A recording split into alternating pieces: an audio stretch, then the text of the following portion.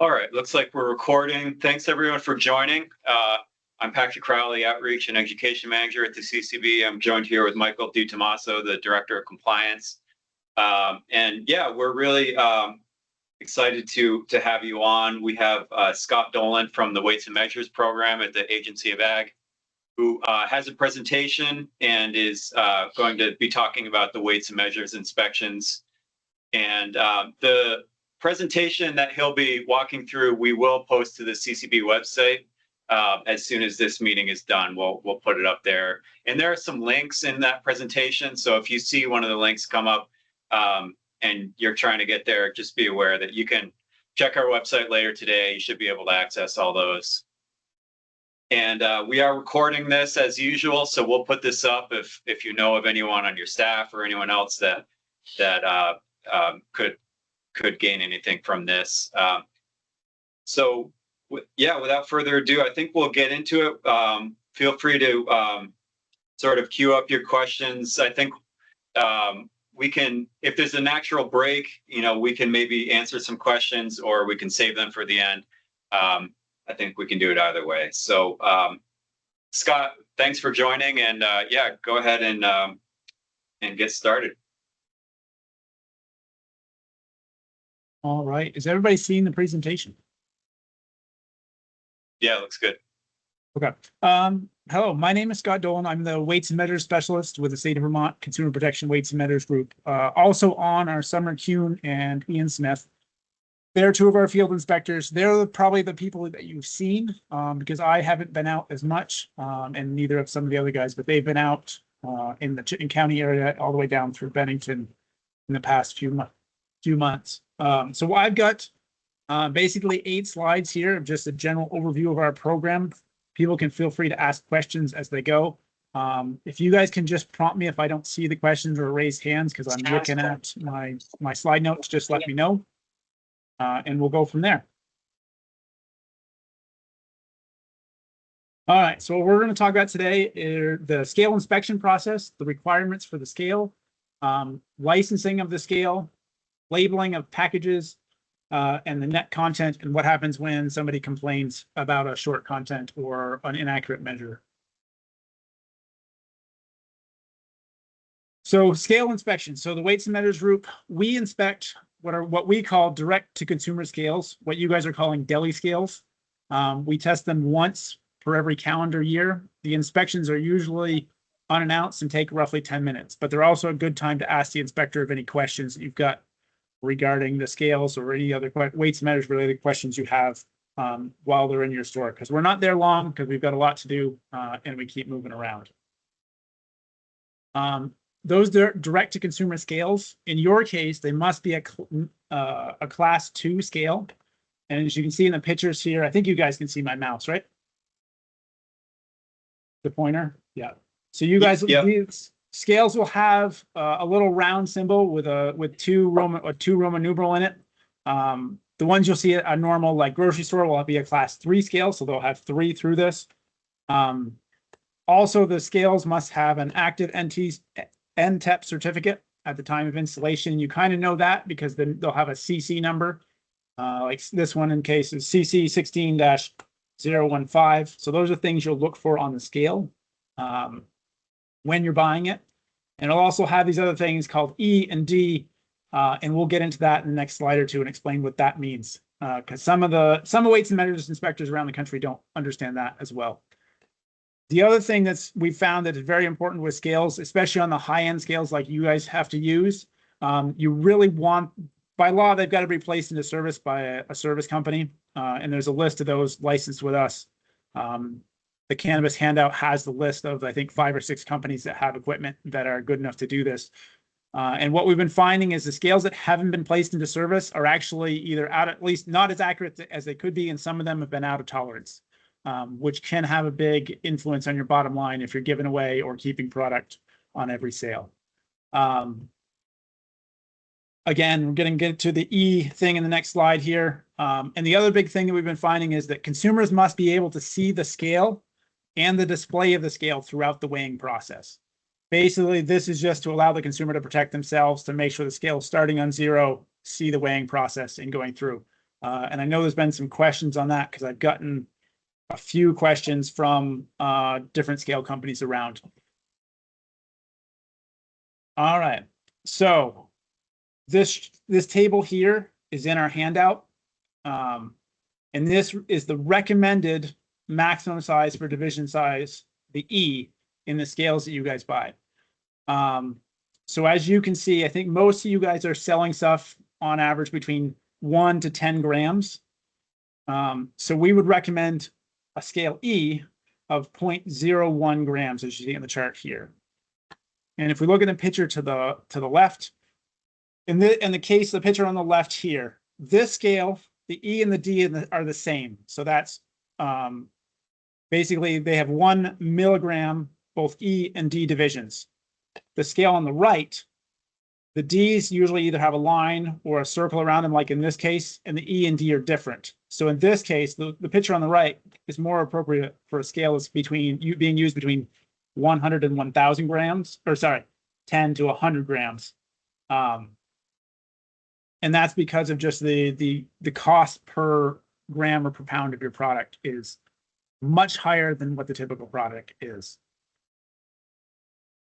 Any questions on that? Because this is where I think we're going to have questions.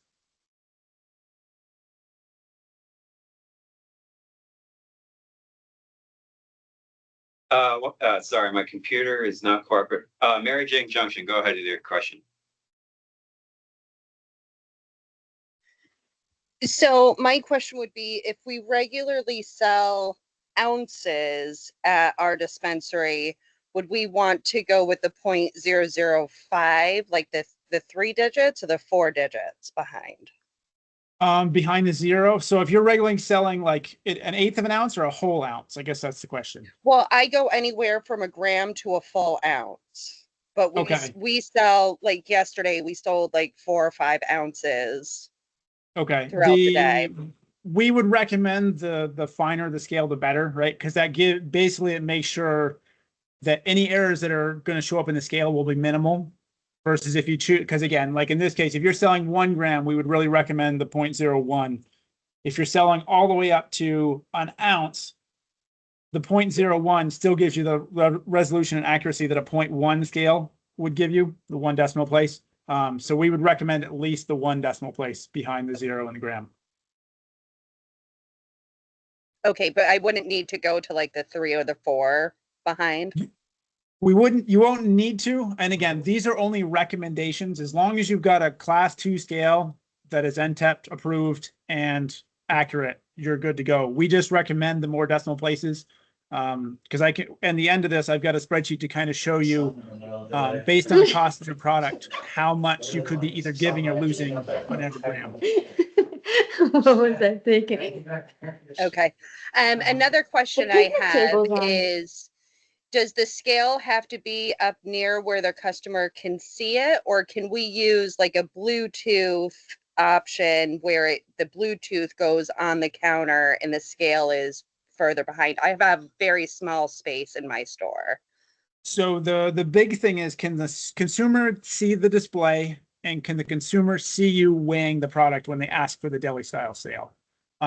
We have seen all sorts of different occasions where I have seen at least one location that has the scale on the back counter, but the back counter is actually pretty close to the front counter, and that was plenty good in that location.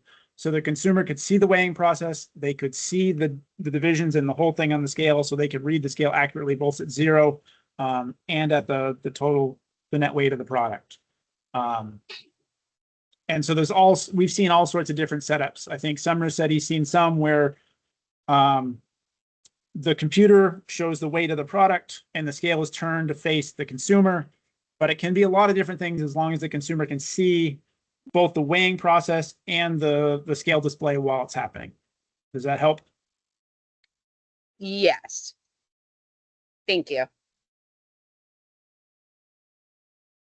Okay. There's no other questions. We'll go on from there. Licensing requirements for the scales. So only these direct to consumer scales must be licensed with the Agency of Agriculture. The license is renewed annually, I think around April 1st or April 30th. The cycle always changes a little bit, but it's somewhere in there. It's a $10 annual license fee, which covers our inspection cost of coming out to test and inspect your scale.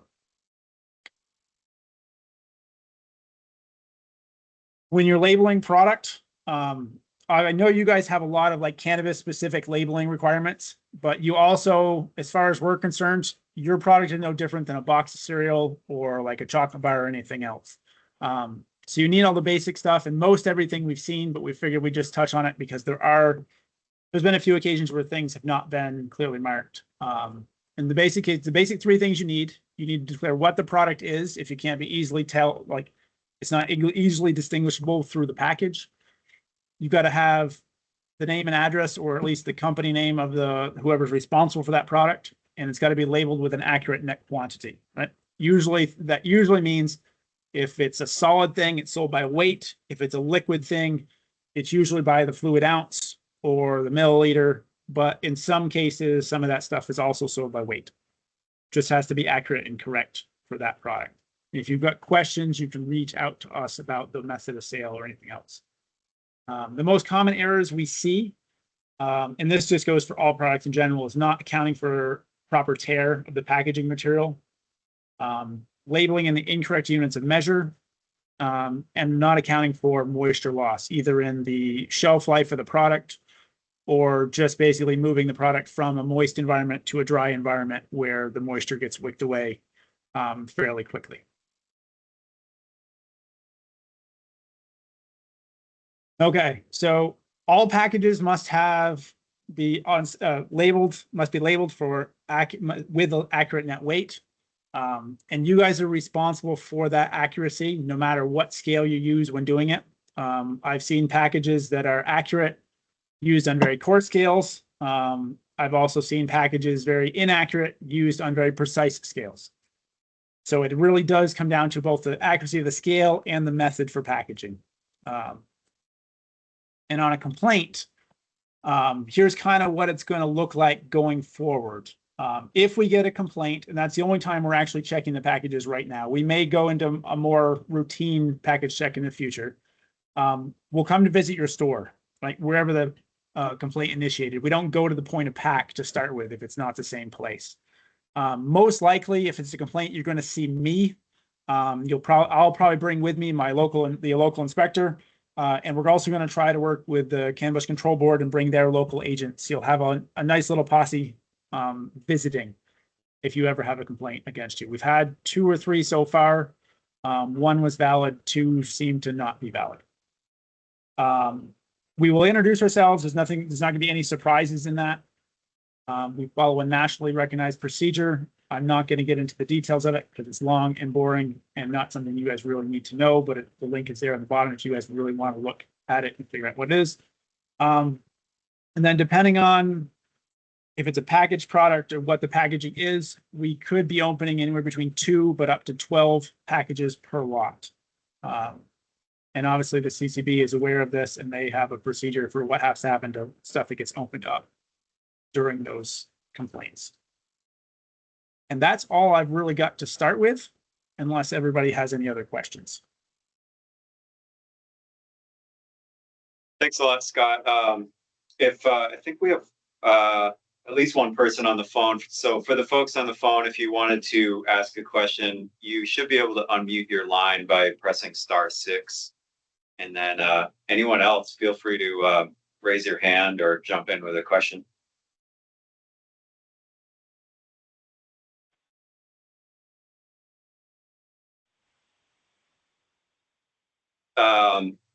Anna McDuff, go ahead. Hi, this is Anna with Mountain Girl Cannabis. Can you explain a little bit more when you said you open packages? Our procedure is we weigh out flower and we hand it to the customer. We don't pre-weigh them and let them sit. So basically, the picture here was actually a complaint that we got years ago, and this was about a packaged product. It's not always about a packaged product, and it's not always about like a deli product. But in the case of this, this was a flower package that we had to open to establish tear. This was, I think, 3 years ago or something like that. Yeah, 2022. And so in those cases, we actually open the package to figure out what the tear is. That way, if the tear is consistent, we don't have to open as many, and we can just weigh gross weights and determine what the net content of the package is. Okay, so you can get complaints about prepackaged stuff. So as a retailer, if I'm purchasing prepackaged flour and there's a complaint and it's valid, you go to the retailer, not the So cultivator? we start the investigation wherever the person said they bought the material, right? So if somebody complains that I bought something from your store, obviously that you guys didn't pack, we would start the investigation there, which means we look at the products you have there. We would do the inspection process there, since it's not your product, and as long as it's not tampered with, all of the paperwork then goes back to that supplier. It doesn't get tied to you, other than the fact that your name's on it just because you were the place where we found it. Okay, gotcha. Thank you.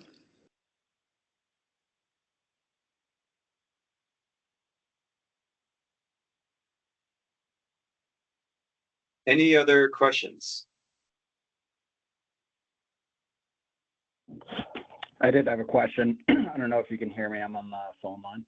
Yep. Yeah, we can hear you. Okay. My name's Keith with Sweet Spot. Just had a quick question. We do all of our fulfillments in a separate room. This basically keeps all of our products off the floor, keeps our employees safe from theft, all these kinds of things. Now, what you're requiring is having our deli style weights displayed in front of customers. I'm curious how I would go about doing that. I feel like that would be very costly to kind of move all of our scales out front and kind of cater to that. So I was curious if there's any type of workaround with that. If you put in some sort of glass, like again, consumers got to be able to see the scale. They've got to be able to see the display. So however you make that happen, whether you've got like some sort of glass window where everybody can work behind it, but everybody can see it, that would be a perfectly fine example of what you can do. You'd probably need a bigger display depending on how far back you are. But yeah, it's the same basic stuff applies. The consumer's got to be able to see the weighing process, and they've got to be able to see the display while that's going on if you're doing a deli style. Okay. That does open up a huge safety issue. Having live product out on the floor, I don't think is like the best recommendation, considering we keep all of our stuff in the back. And also, cutting a hole in the wall won't happen just because we have vault, cash handling, all that kind of stuff in the back too. So I'm just putting it out there that it's a little bit frustrating that you're now requiring to put it out front. That's fine. I mean, that's been the requirement for scales for longer than I've been alive. And you can feel free to reach out to me too. We can connect as well and troubleshoot. I'm happy to facilitate that as well. I just want to disagree with that last comment, because when we did set up our deli style, when we first opened, there was no recommendation to put it out front. I actually have an email, if you'd like that, that does not require having it visible for customers. Yeah, I'd like to see who told you that. 100%. I'll send that along afterwards.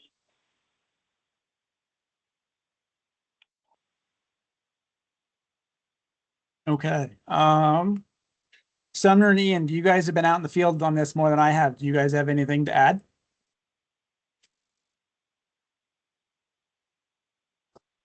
This is Sumner Kuhn here. Can you hear me? Yep. I just want to reinforce and just get people. I think I've visited over 40 stores, and there's a very low percentage of stores that have scales that have licensed their scales through the Agency of Ag with the Vermont retail license. So anyone on the phone, I strongly recommend to go and get that filled out. You can do it online, or you can do it with the forms that I've left out. I will be heading back for re-inspections the next month or two, and any stores that I've done follow-up inspections on will be receiving official notices for a lack of license and for operating scales that are still for trade. Just a little reminder, because I've visited some stores multiple times and I have yet to get a lot of responses. I'd say that majority of stores have not responded. So we will be going out. We will be writing up official notices. So just a reminder, everyone.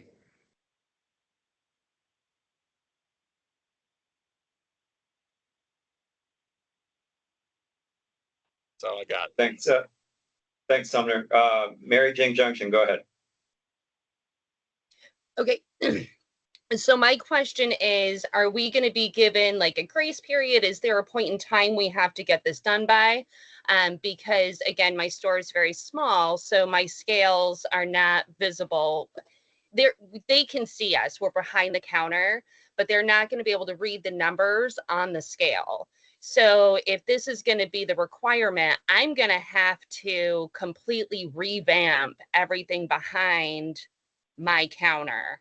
I'm going to have to move my safes. I'm probably going to have to move my security cameras, all of that.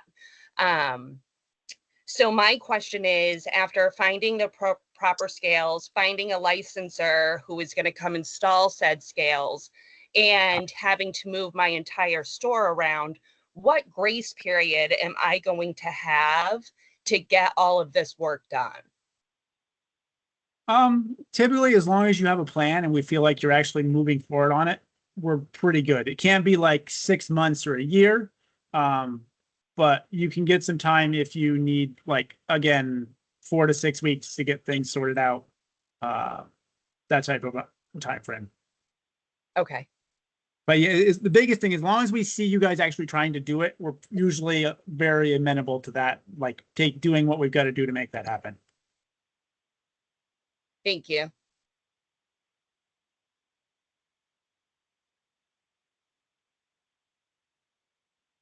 Spencer, go ahead. Hi, can you hear me all right? Yep. I just had a question about, I just wasn't aware of any of this, so happy to put our store in compliance. What's the best way to kind of start the process of, for instance, didn't know we need to have a special company install a scale or have an inspection. Like, we may or may not be in compliance currently, not sure. What's the best way to just kind of start the process to make sure that we are in compliance? The best way is probably go online. I'll actually try to bring it up right now. Let me see if I can't just share our handout, because that's online. And there's going to be a link in the thing that they're going to post this presentation. There's a link to all this stuff. See if this will actually open while I'm waiting here. And it's on our website, and that way everybody can go. And it's got a list of scale companies that you can have buy stuff through and play stuff into service. Yeah, I'm going to have to actually navigate to the site. Give me just a second. I'll try to share that. So that's a good way to start. The presentation also has the link to the application for retail license. And you can start by sending that into our office, which will basically, when that comes into our system, it lets us know you've got a device there. And that way it'll also prompt the inspector to go out. Usually we get you within a 6-month cycle. Sometimes it's a full year, depending on how busy we are. So it sounds like the best thing to do would be to contact one of these scale companies and make sure that we've got something properly installed, and then contact you folks to then inspect it. Is that? Yeah, that's the basic process. I mean, by contacting us, if you just send everything into the office. I'm going to put a link to this document right here in the chat, or it looks like somebody already did. So, yeah.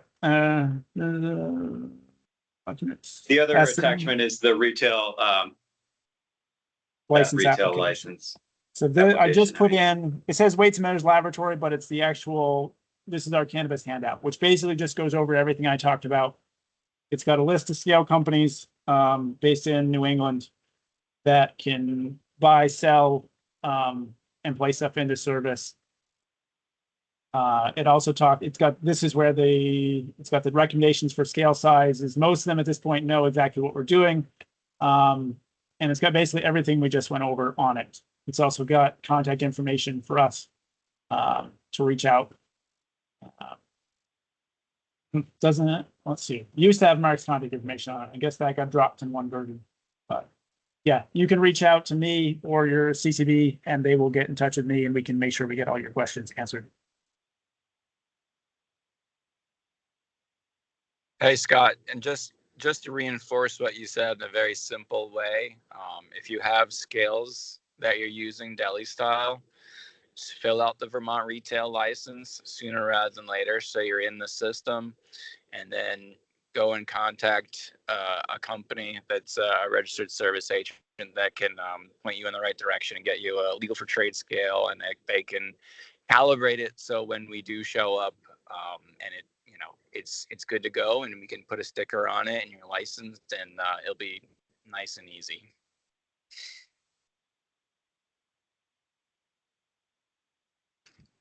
I have another quick question.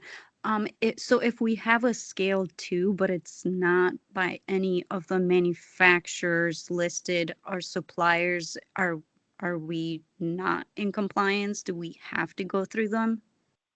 Through the registered companies?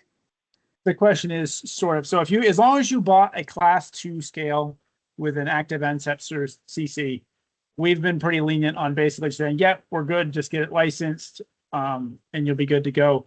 Chances are it's going to be slightly out of calibration because that's basically the case in almost every scale we've seen that hasn't been placed into service and calibrated by a scale company. Just so you're aware, but yeah, we're never that draconian about that. As long as you get in the system, we're pretty good about it. Okay, yeah. I mean, we had the inspection and so we were able to pass everything other than above 100 grams, which I thought was really interesting because we never weigh anything over 100 grams. So we were within the limits except for over 100. Yeah. So what does that mean?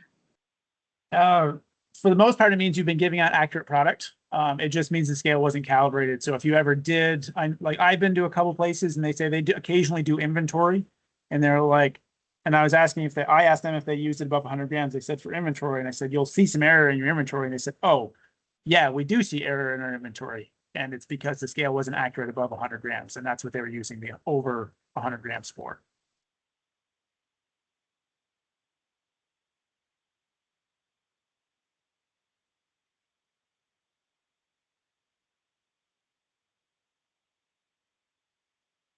Yeah, Mary Jane, go ahead again. So I guess that leads into a different question for me. So if we are buying in bulk from another agriculture, do they have to have these specialty scales that are calibrated to these specifications? Because I feel like if I'm double checking what I'm getting from them and they're not using scales that are in the same compliance, what recourse, I guess maybe this is more for you, Andrew, what recourse do we have if they're not giving us proper amounts, if we're double checking it on calibrated scales and they're not? I can answer that question as well. So we actually apply in this. We don't check this very often, but if you as a business are having issues with another business, you actually can complain to us and we will follow up with them. I mean, obviously we only regulate the direct to consumer scales. Beyond that, we don't regulate the scales, but we do regulate the fact that all the product has to be accurate and correct, whether it's moving from your business to another business or from you as a retailer to a consumer. So you can reach out to us on that as well. Okay, thank you.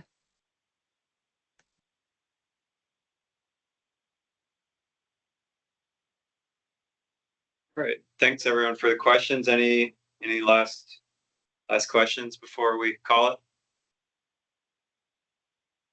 All right. So we'll link to the presentation and anything else on our website and put the meeting recording up as well. So thank you all for joining and hope you have a good rest of your week. Okay. Thanks everybody. And yeah, if you got questions, feel free to reach out. Thanks, Scott. Appreciate it. Thanks.